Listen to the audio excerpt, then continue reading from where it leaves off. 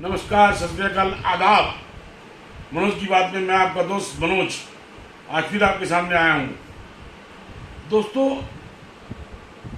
हमारे देश के लोग संयुक्त परिवारों में रहते हैं जो बड़े बड़े होते थे पहले। आजकल कुछ छोटे हुए हैं, लेकिन अब भी बहुत जगह बड़े बड़े परिवारों में लोग रहते हैं। और वहाँ पर परिवारों में परिवार का मुखिया या तो पिता या परिवार का कोई बड़ा परिवार का मुखिया होता है, जिसकी जिम्मेवारी परिवार के सब सदस्य को साथ लेकर सुख दुख में उनका साथ निभाते हैं। उनके पूरे परिवार को साथ लेकर चलने की जिम्मेदारी उनकी होती है। अगर किसी परिवार के सदस्य के ऊपर कोई कष्ट आता है, कोई दुख आता है, चाहे वो आर्थिक हो या सामाजिक हो, तो वो परिवार का जो मुखिया होता है वो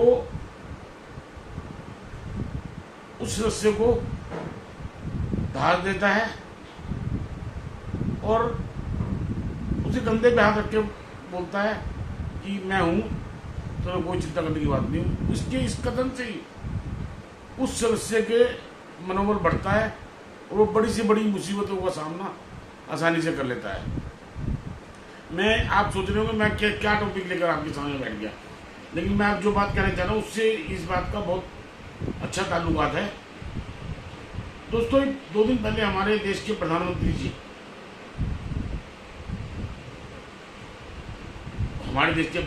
हमारे पूरे देश के परिवारों के, अगर बोला जाए शुभचिंतक, मुखिया भी हैं। वो परसों अपने निर्वाचन क्षेत्र बनारस में वीडियो कॉन्फ्रेंस के जरिए डॉक्टरों से संवाद कर रहे थे। बात करते करते उनकी भावनाएं बह गई या क्या हुआ, उनके आंसू निकल आए। उनके आंसू देखकर हमारे पूरे देश को एक बड़ा झटका लगा कि हमारे पूरा देश प्रधानमंत्री जी का बहुत बड़े फैन है, सारा पूरा देश।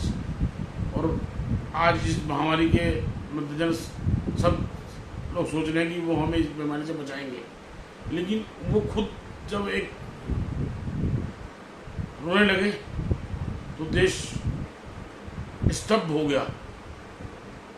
हो सकता है उनकी भावनाएं रोक ना पाए हों, लेकिन दोस्तों मैं सबसे बड़ी बात मैं कहना चाहता हूँ कि वो अपने निर्वाचन क्षेत्र में शायद डॉक्टरों से वीडियो संवाद कर रहे थे। तो उस वीडियो संवाद में देश के मीडिया को किसने बुलाया? क्या ये सहानुभूति प्राप्त करने के लिए था? मीडिया को वहां पर बुलाकर पूरे देश में ये खबर चलवाई गई और इसका असर उल्टा हुआ। इसका लोगों के ऊपर उल्टा हो गया कि हमारे प्रधानमंत्री जी ही जब रो रहे हैं तो हम सबका क्या होगा।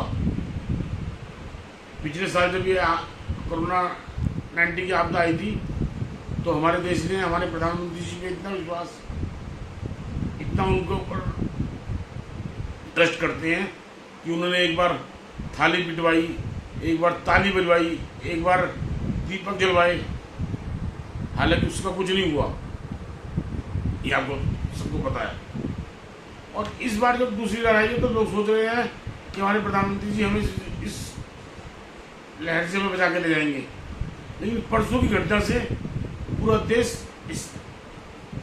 उनकी इस जो उनके आंसू बहे उससे पूरा देश सदमे में है कि जिन कदमों में हमारे देश को इस बीमारी से निकालने की जिम्मेदारी ये हमारे प्रधान सेवक जी हैं, वही अपनी भावना काबू नहीं रख पाए।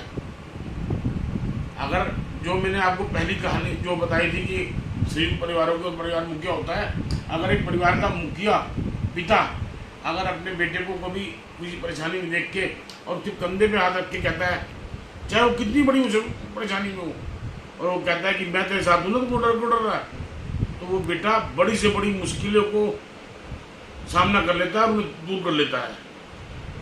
उसी तरह से हमारे देश के प्रधानमंत्री जी से पूरा देश इस तरह की उम्मीद नहीं रखता था। अगर मेरी बात से सहमत हो तो इस बात को ज़्यादा से ज़्यादा शेयर करें, सब्सक्राइब करें, बेल आइकन को दबा दें। धन्यवाद।